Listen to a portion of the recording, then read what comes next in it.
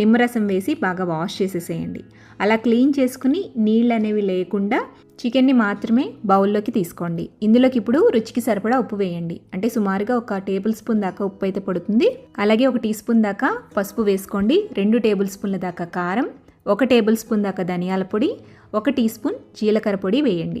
అలాగే 2 టేబుల్ స్పూన్ల దాకా పెరుగు కూడా వేసేసి ఈ మసాలాస్ అన్నీ కూడా చికెన్కి బాగా పట్టే విధంగా ఒక 2-3 నిమిషాల పాటు బాగా కలపండి. ఇలా కలుపుకున్న చికెన్ని మీరు కావాలి అంటే ఫ్రిడ్జ్లో ఒక 1 అవర్ పాటు మ్యారినేట్ చేసుకోవచ్చు. లేదంటే బయట ఒక హాఫ్ అన్ అవర్ వదిలేసినా పర్వాలేదండి. ఫ్రైయే కదా, చక్కగా వేగిపోతుందనమాట. మీకు కొద్దిగా జ్యూసీగా టెండర్గా చికెన్ ఉండాలి అనుకుంటే ముందు రోజు నైటే మ్యారినేట్ చేసుకుని ఫ్రిడ్జ్లో అయినా పెట్టేసుకోవచ్చు. అది మీకు నిమ్మరసం వేసి బాగా వాష్ చేసేసేయండి. అలా క్లీన్ చేసుకుని నీళ్ళు అనేవి లేకుండా చికెన్ని మాత్రమే బౌల్లోకి తీసుకోండి. ఇందులోకి ఇప్పుడు రుచికి సరిపడా ఉప్పు వేయండి. అంటే సుమారుగా 1 టేబుల్ స్పూన్ దాకా ఉప్పు అయితే